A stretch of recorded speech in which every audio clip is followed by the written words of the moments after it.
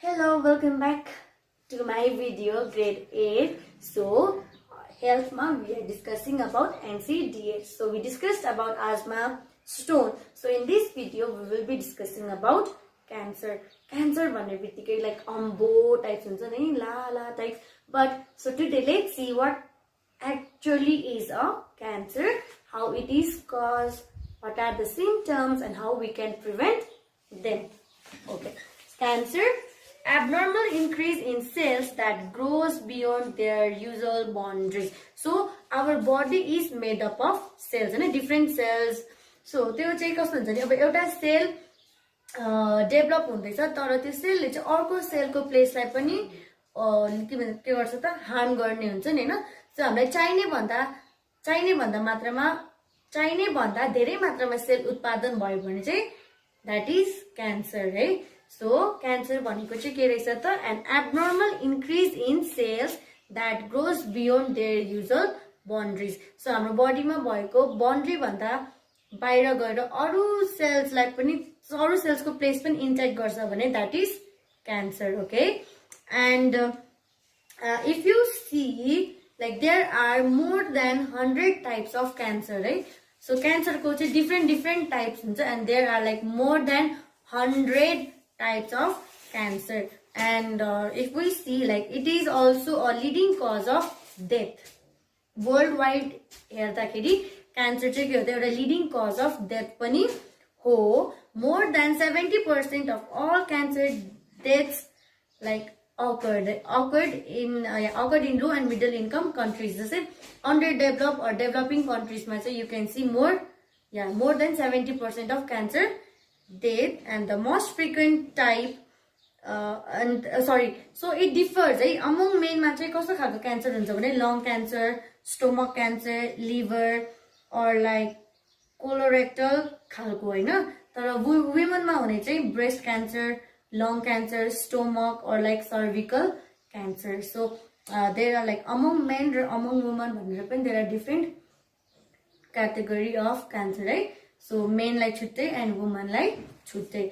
अब causes भन्दाखेरि as we know it is arising from single cell and like the transformation from a normal cell into a tumor cell also, है. So हामीलाई थाहा हुँदैन नि त हैन कस्तो खालको सेल हो भन्दाखेरि. So let's see what are the causes of cancer. The first is exposure to UV rays or X-rays. So हामीले बेसी मात्रामा रेडिएसनहरु प्रोड्युस हुने खालको हुन्छ नि हैन. सो त्यस्तो खालकोबाट चाहिँ हामी आफूलाई नै दूर राख्नु पर्यो. Like using too much of phones त्यसबाट निस्केको रेडिएसनले पनि हामीलाई हार्म गर्छ हैन. सो हामी चाहिँ त्यस्तोबाट चाहिँ के गर्नु पर्यो आफै नै बच्नु पर्यो. अनि अर्को छ किनभने युभी रेज र एक्स रेजले चाहिँ हामीलाई के को क्यान्सर हुने चान्सेस छ स्किन क्यान्सर, है. So skin cancer चाहिँ हुने chances छ. So we need to avoid it. And another is consumption of tobacco products. So we should not consume excessive use of tobacco product and smoking, which is also accepted to be one of the cause of lung cancer. And another is hepatitis B. किनभने hepatitis B as we did in communicable disease, if you remember hepatitis B ले चाहिँ केलाई affect गर्छ त liver लाई. So hepatitis B has been accepted to be one of the causes of liver cancer. अनि nutritional deficiency हामीले खाने खानामा nutrient को deficit हामीलाई कम्ती भयो भने पनि we'll get cancer. अनि अर्को चाहिँ हाम्रो non heatable colors, so food coloring हरु पनि हामी consume नगर्ने, है. So the symptoms are symptoms it is very difficult to detect cancer at the early stage, but if we visit the doctor, cancer can be detected in most of the cases quite early, and the signs and symptoms of cancer can differ according to the types of cancer. So हामीलाई कस्तो खालको cancer लागेको छ भन्ने कुरामा पनि differ गर्छ, है. Symptoms it might not be similar. So the first one is unusual bleeding. So हामीलाई bleeding like भइबस्नु like मुखबाट नाकबाट हुन्छ नि हैन. So unusual bleeding हुनु. अनि अर्को छ a sore that does not heal.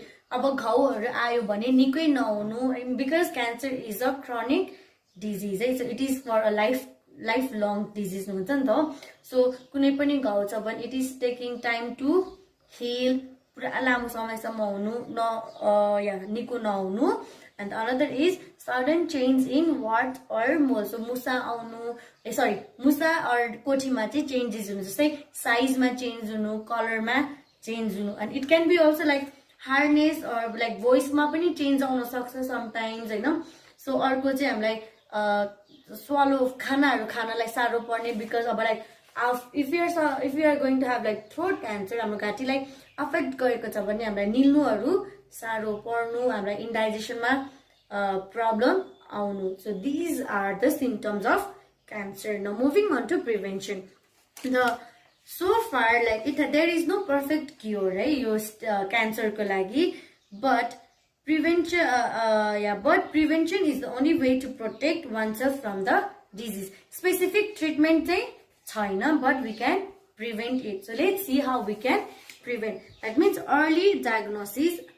हामीले चाहिँ अब हामीलाई यस्तो symptoms छ भन्ने चाहिँ we go and consult with our doctor as soon as possible. So early diagnosis भयो भने चाहिँ we can prevent this disease. And अर्को is avoid tobacco. That means we should avoid and protect against the non-contributed agents like as I said avoid tobaccos, smoking, like tobacco chewing or we need to stop having that. अनि अर्को चाहिँ ensure personal hygiene. हामीले हाम्रो personal hygiene लाई पनि ध्यान दिनु पर्यो like simple food habits and the way of life as far as possible. हामी बेसी luxurious हुनु भएन.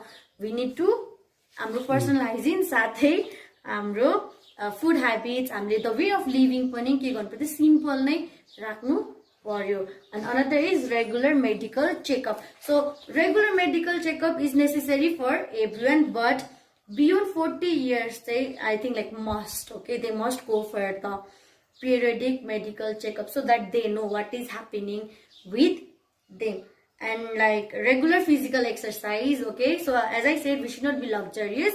We need to move अब like हिँड्नु गाह्रो हुन्छ भने just like आफ्नै रुममा भए पनि ओरोदोरो गरिराख्ने or like आफ्नो घरमा तलमाथि गर्ने so that your body moves right. So like regular physical exercise पनि as we said hepatitis B is also one of the major cause for liver cancer. So we need to early diagnose and treat some of the chronic disease that lead us to cancer.